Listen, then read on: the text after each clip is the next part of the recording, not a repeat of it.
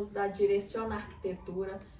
Hoje estamos aqui para falar um pouco mais de LGPD, que é Lei de Proteção de Dados. Estamos aqui com a advogada doutora Joelma Alves. Olá, vamos falar um pouquinho hoje da LGPD.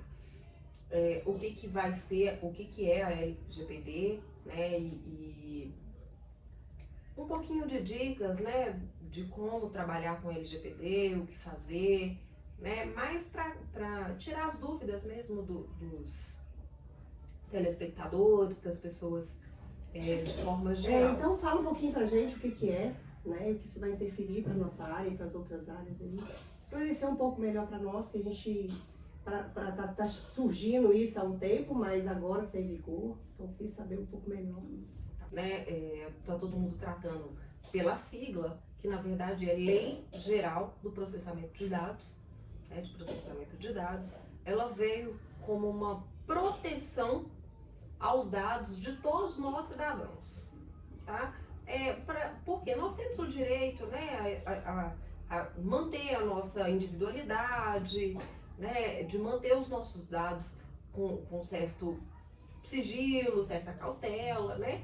Também atendendo aos princípios da liberdade, né? Liberdade de expressão, né? Que é um dos basilares, e o princípio da privacidade, né? De não ter os seus dados expostos de qualquer forma, né? Como estava sendo vinculado, né? Anteriormente. Então, a GLPD, ela veio justamente para isso, né? Para proteger todos os cidadãos, né? Então, assim, esse processamento de dados, essa lei, ela vem especificamente para quem trabalha com coleta de dados para fins comerciais, né? E não para pessoas comuns, pessoas físicas, como as pessoas, né? E temos ainda algumas outras exceções para fins judiciais, fins públicos, de terceiro setor, né? Tem algumas exceções à LGPD, mas que são só feitos, por exemplo, por órgãos públicos, pelo judiciário e para pessoas físicas, né? Esse trânsito de dados também é bem, de certa forma, livre, né? Mas obedecendo, claro, que um bom senso, uma boa fé. Sim, basicamente falando sobre essa situação, como que se encaixa para a gente, no caso? Nós trabalhamos com um cliente, precisamos, né, coletar alguns dados pessoais para gerar um contrato, para fazer uma prévia com ele. Então, isso, qual cautela, como que eu devo proceder? Se é correto a gente permanecer, né, nesse contexto, eu só tenho que avisar com antecedência, justificar. Olha, toda coleta de dados, ela tem que ser justificada. Olha, eu preciso dos seus dados, tenho que colher os seus dados para a elaboração do contrato, para esta finalidade. Então, você tem que informar ao seu cliente, né, qual que é a finalidade daquela coleta de dados. Você não pode simplesmente pegar o identidade, CPF dele, sem informar para ele para que você está fazendo aquilo. Né? E de igual forma, você não pode dispor dos dados dele, vender, passar para terceiros, sem comunicar a ele ou sendo diverso daquela finalidade. Olha, por gentileza, eu preciso da sua identidade, CPF, para a elaboração do contrato de prestação de serviços. Né? E esse contrato ele tem que ser arquivado. Geralmente você faz em duas vias, que é uma via da empresa, uma via do cliente, e ali vai estar especificando que os dados que foram cedidos são únicos exclusivamente para a elaboração daquele contrato. Falando, né, baseando em contrato, porque geralmente as empresas de escritórios de arquitetura já têm um padrão, né, de contrato para o cliente. Tendo base da LGPD, nós sabemos que a gente tem que adequar com relação a essa tratativa e o sigilo, assim, geralmente já tem, né? Mas assim, a LGPD veio realmente para poder dar uma segurança maior para o cliente e é necessário fazer adequação nesses contratos, colocamos alguns parâmetros exigidos da LGPD ou pode continuar como está? E a LGPD é apenas uma lei que a gente tem que saber com relação a essa proteção desses outros dados.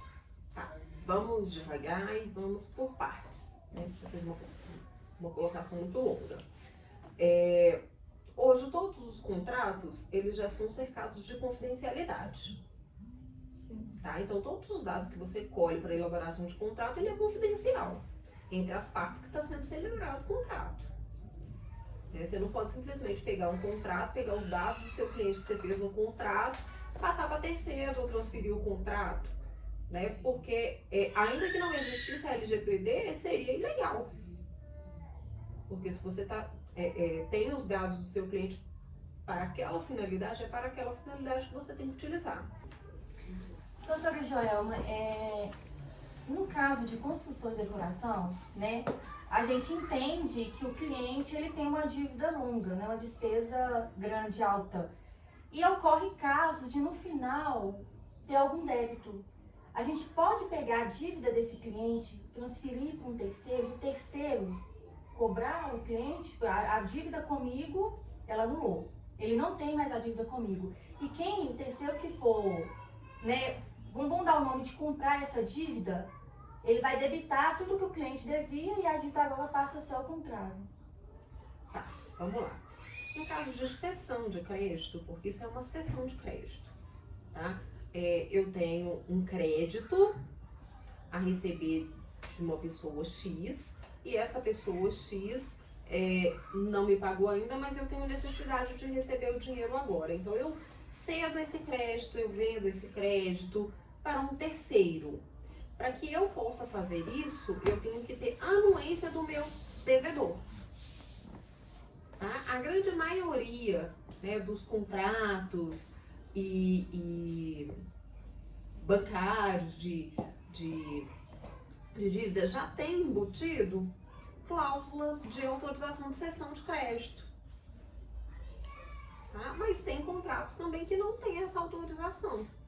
Então isso não pode. Não pode. Se eu não tenho, é permitido desde que eu tenha autorização do meu devedor. Então, tendo em vista a LGPD, hoje, se a gente faz um contrato com o cliente, independente se ser banco ou pessoa ou qualquer outra pessoa jurídica, se eu tenho essa cláusula de anuência autorizando, né, a transferir a dívida para terceiros, visando o LGPD, essa cláusula então é válida? Sim.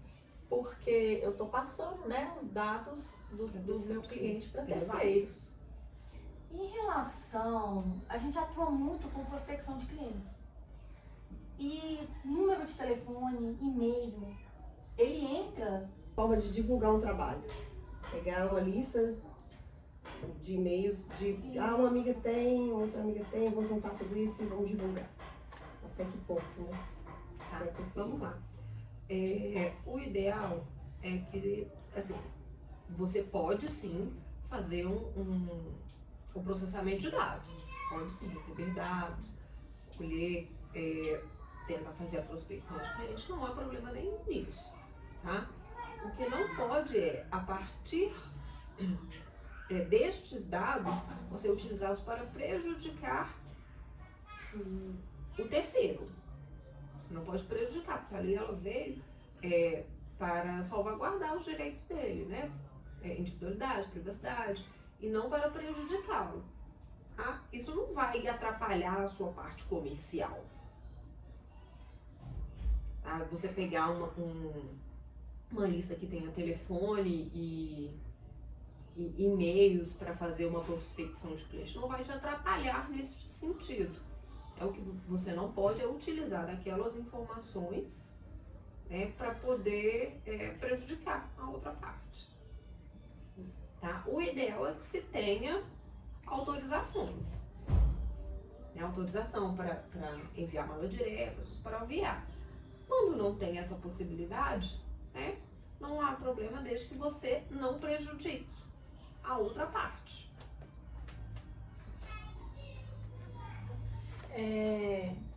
Aproveitando nessa questão de confidencialidade, eu vi que os órgãos públicos, né, tá com a intenção de começar a fiscalização, né, tem um tempo, a lei entrou em agosto, e aí tem um ano para as empresas se adequarem, né, e a intenção das prefeituras em geral, é fazer essa fiscalização, principalmente em estabelecimentos com maiores fluxos, né, de pessoas que são, como que fala?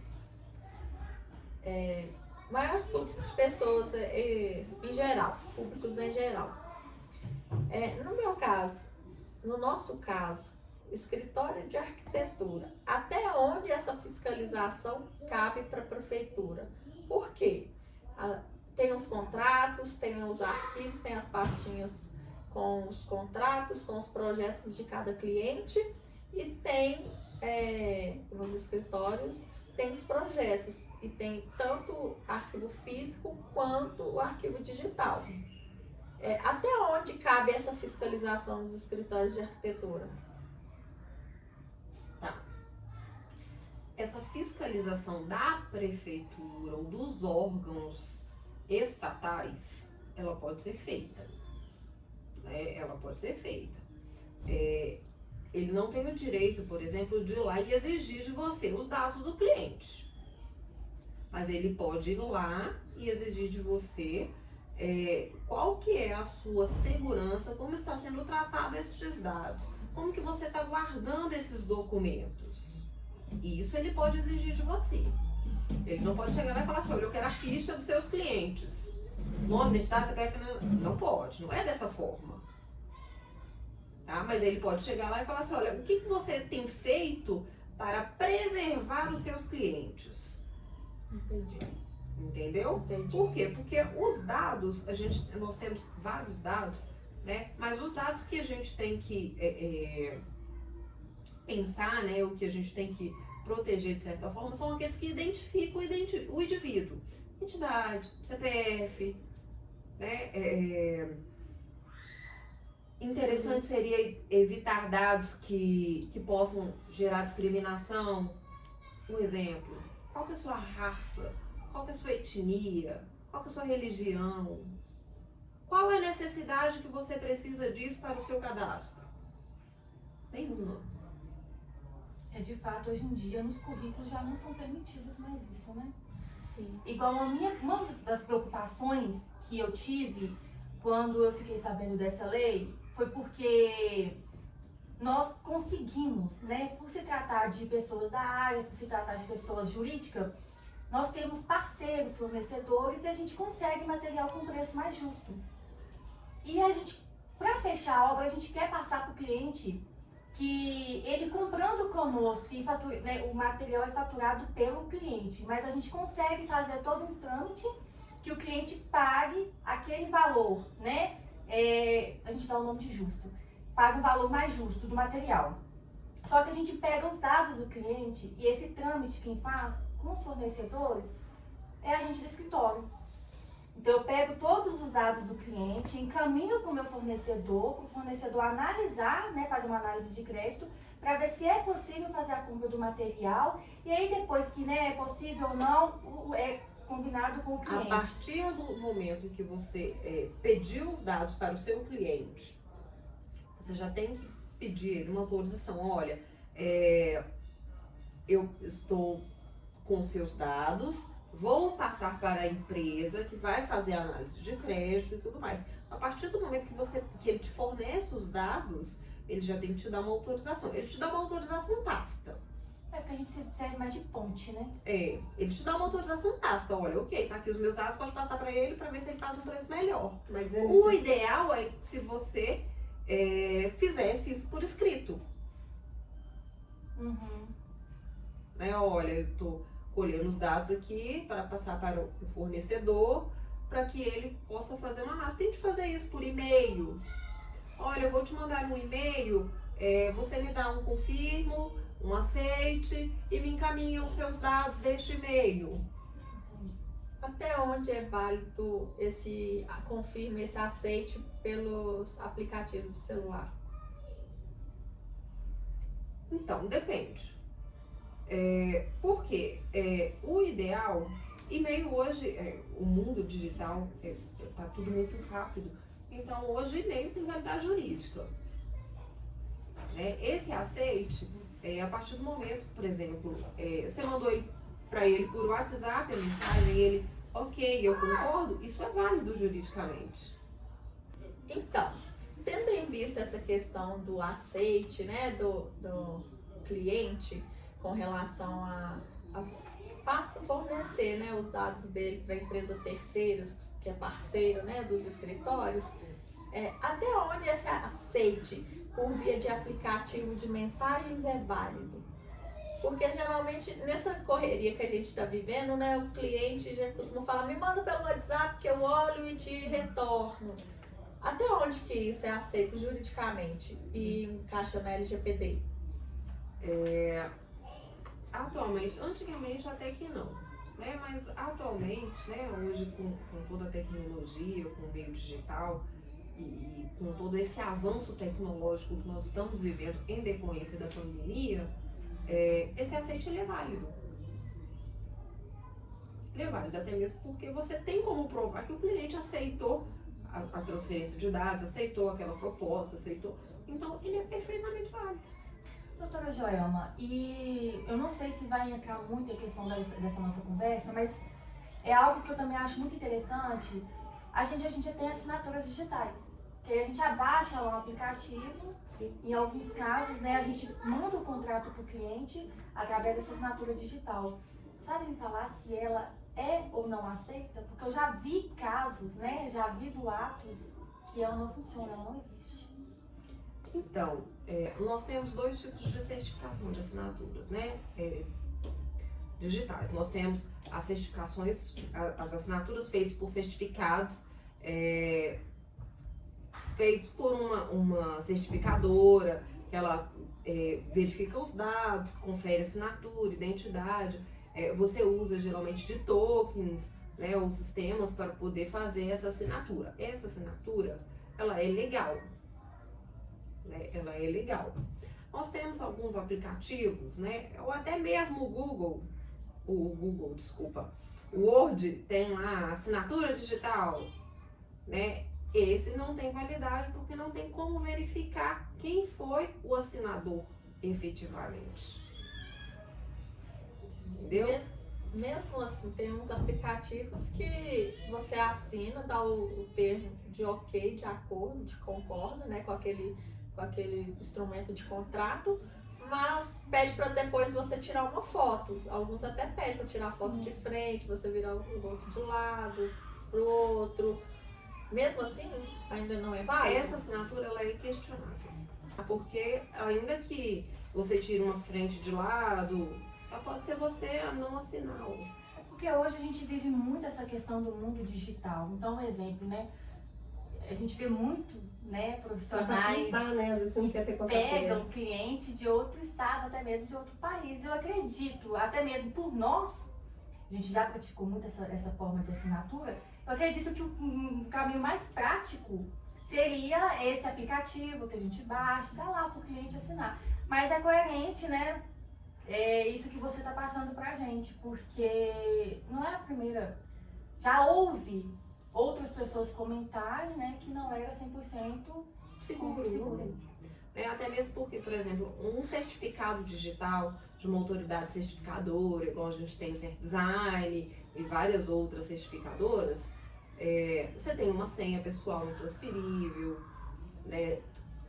Utiliza assim de um token para poder fazer a assinatura. Não é puramente simplesmente baixar um aplicativo num aparelho, pode ser qualquer aparelho de qualquer pessoa pode assinar como se fosse um terceiro.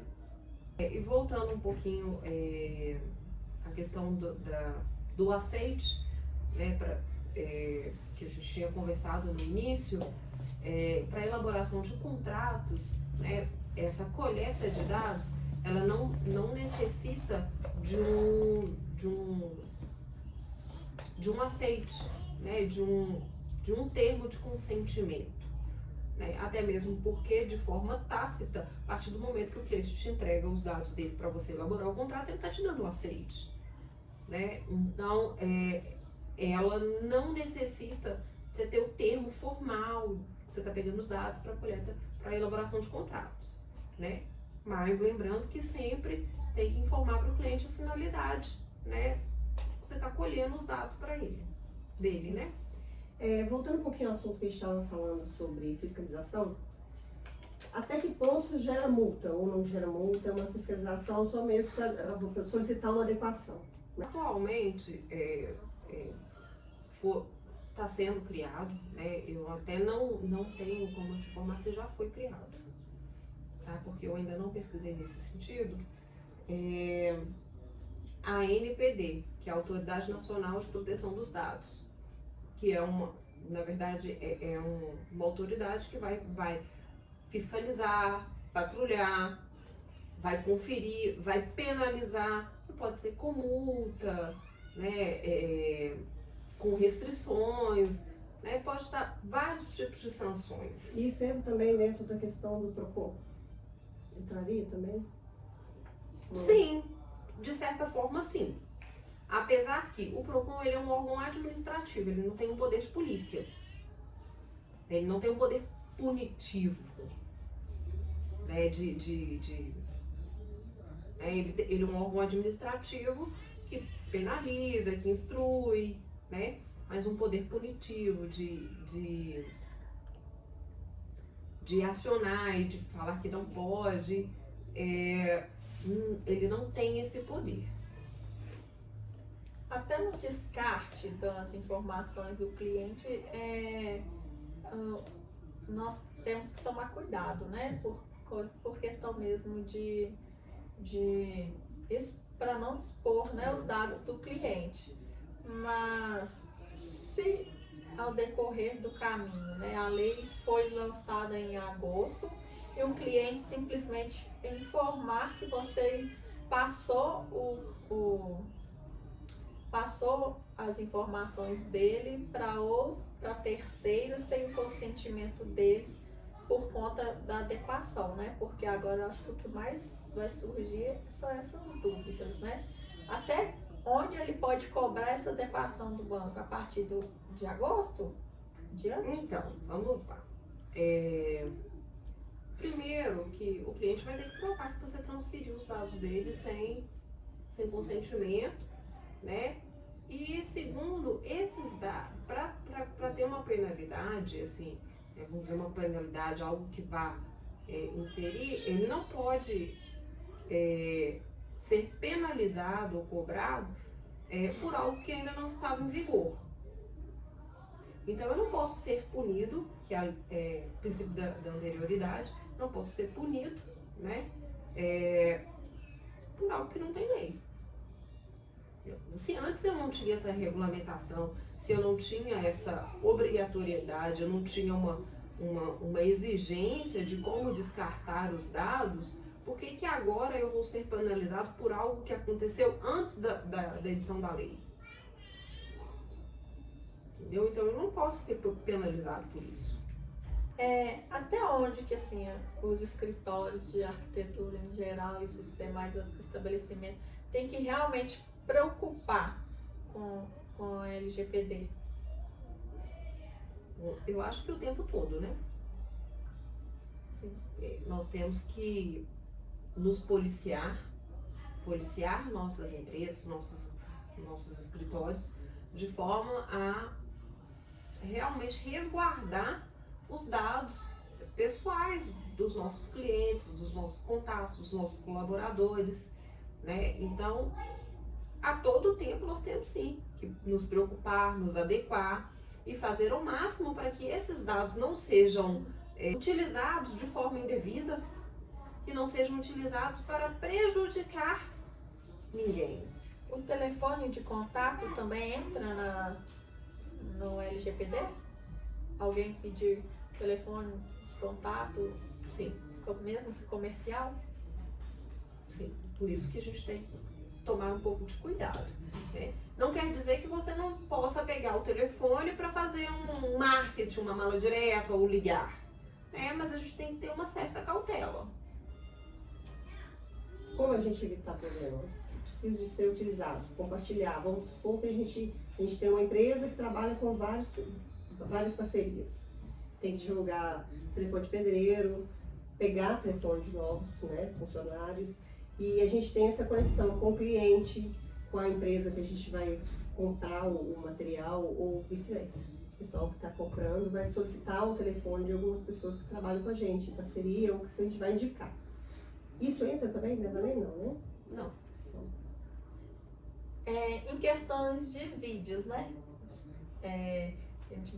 Geralmente, né, a gente vai em obras para poder fazer alguns vídeos, né? Dar umas dicas bacanas para os nossos seguidores. A gente quer saber até onde a lei ela entra, até onde a gente pode caminhar, mesmo com autorização. Um exemplo, uma obra grande. O mestre de obra autorizou, mas às vezes o dono da obra em si, ele não tem noção do nosso acesso até o local. Isso pode interferir, isso pode gerar um problema para a gente futuro? Depende. Tá? Por que depende? Porque nesses casos, o ideal é que esses dados sejam anônimos. Você não precisa dizer onde que é a obra, de quem é a obra, qual que é o responsável, você não precisa dessas informações.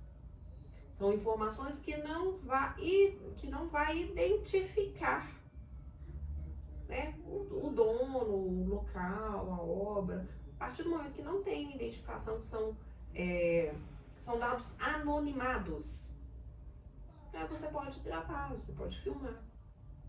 Na verdade, assim, a LGPD, ela só está reforçando vários princípios que já vinha da legislação anterior, da legislação esparsa que existe. Ela só reuniu num único documento coleta de dados, né, informações, obrigatoriedades, cuidados que a gente já deveria ter há muito tempo com os dados de terceiros, né, porque nós temos ainda no Código Civil a obrigatoriedade de indenizar aquele que por ação ou omissão atingir a honra, causar dano à imagem, a honra ou dano material a outrem. Então, a partir do momento que eu não guardo os dados do meu cliente, né, e a partir desse vazamento de dados, o meu cliente é prejudicado, eu sou responsável pelo dano que foi causado a ele. Então, a lei, a LGPD, só vem reforçando aquilo que já vem sendo trabalhado pela legislação há muito tempo. E só para finalizar, né, nós conversamos só um pouquinho do que é a LGPD.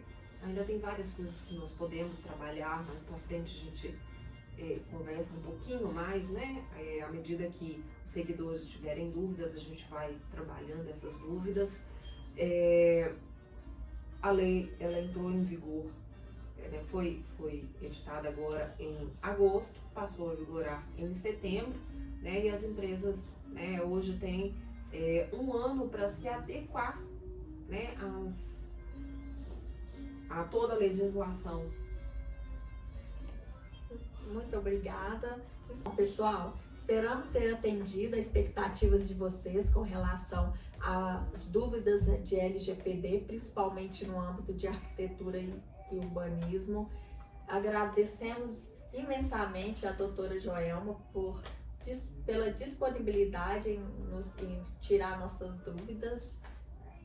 E depois, né, a gente tá, se ela nos permitir aqui, talvez uma live, a gente vai anotar todas essas dúvidas que vocês forem tendo, colocando aí no nosso canal, e a gente entra em contato e a gente avalia essa possibilidade, se for. E sim, aprovado por ela, né? Vamos deixar o contato. Para qualquer dúvida, vocês também podem estar contatando. Obrigada.